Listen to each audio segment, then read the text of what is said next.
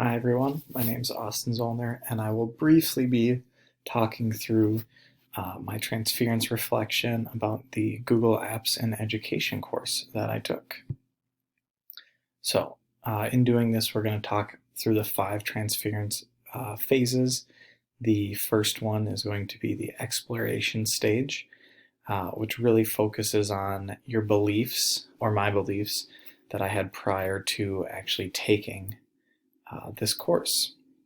So, as I thought through my exploration stage, uh, just based on the title alone, I thought this would be just another generic sort of course about using Google Apps in the classroom, uh, partially because 2 years ago I took a Professional Development Institute course through the University of San Diego, an all-online course. And the thing is, though, that PDI course took a lot of our knowledge and just basically boiled it down to just the basics. So it just talked about forms, docs, slides, sheets, and Gmail. And there wasn't really much you created, especially not for your specific classroom. I definitely would agree that this course initially would be great for those just starting out using the G Suite, or those who just aren't super comfortable. So in terms of the PDI course that I took, it did leave a lot to be desired because it was such a basic sort of course. And the more I think about it, it really barely scratched the surface of the technology standards that we're so accustomed to, especially with regards to the TPAC. However, with AEP 873, Google in Education, was clear that ISTE and the TPAC integration was going to be evident throughout. And I was assuming this prior to even completing any requirements. One thing I was glad about was that the Google certification exam was an option, because that really, I think that's a cool way to further expand people's knowledge in a way that is something that they could put on a resume in the future.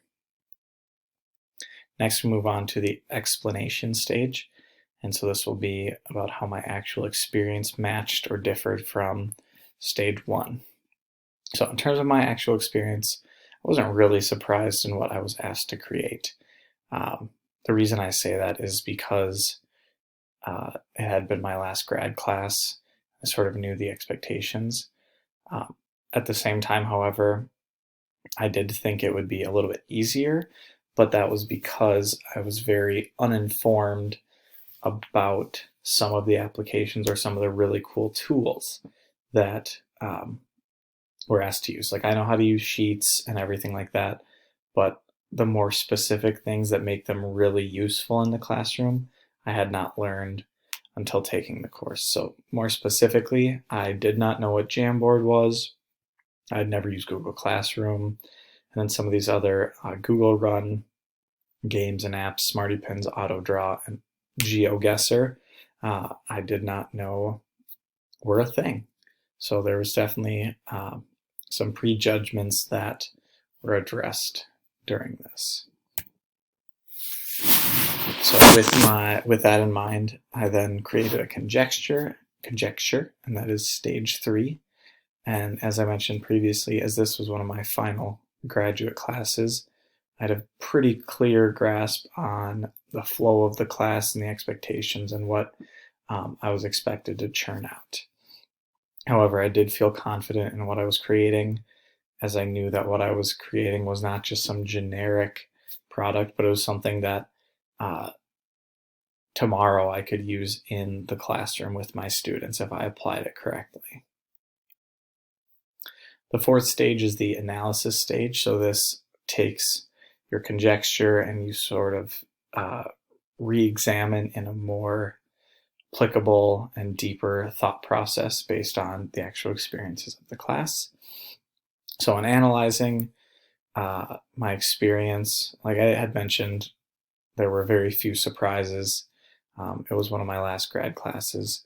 One of the things that did really come up was given that option between, okay, complete another assignment like usual for assignment 5 or take and pass the Google exam. I was really torn between doing those because there was friction between registering and paying for the exam and actually attempting it. It wasn't just like an instantaneous, um, knock it all out in one sitting sort of thing. You had to wait a little bit from registration time to attempting. Um, like I said, especially with these grad classes, everything is very laid out and you can work way, way ahead and get a jump on everything essentially. So because of that, I was super used to that instant gratification of just moving right along to the next thing. So that's why there was some friction between deciding if I was going to take the Google exam or just complete the normal assignment. However, I did end up passing, so I'm very glad that I went that route. It wasn't nearly as difficult as I thought, but the more I think about it, it was easy because of the prep work. Number one, from being exposed to Google Apps in Education, and also taking the course. Just having this general exposure very much helped me to feel prepared for that exam. And then finally, we come to the synthesis stage, which is where I sort of restructure my understandings and where there might be actual action taken. So the big thing to keep in mind, right, you could talk to pretty much anyone in most countries, and if you say the word Google, chances are they know what that is and likely use it, or at least know how to use it. So because of that, Google is changing the world as we know it right in front of our eyes every day. And never have we as a society relied on one such company that has such an overarching amount of control and information on us. So in terms of integrating and actually taking some action with this course, if we are to have less friction in our schools, using Google is a super, super powerful tool that will help us integrate more Google apps and use them more fluently. So like, for example, we don't have Google Classroom, yet we are a Google school in everything else except that. So if there were less friction in getting teachers on board and technology on board with utilizing Google Classroom, I think that would definitely help our school be more successful and have students be more prepared further down the line to be more comfortable with Google Apps themselves. And just sort of as a generic, almost closing statement, success with future technologies, not just Google, but just computers and tech and software. In general, they're often changing. And so you don't always have to have just a finite, 1 + 1 = 2, do this to do this, because it'll often be changing with updates to software. With that being said, having an open and versatile mindset that's willing to delve into problems is certainly an important aspect.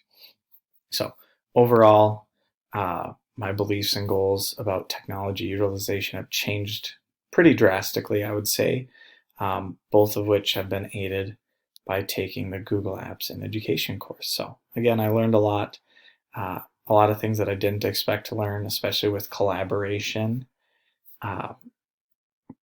And I'm just very thankful that I got this opportunity to take this course. So again, my name is Austin Zollner. If you have any questions, feel free to email me at azollner@moorheadschools.com.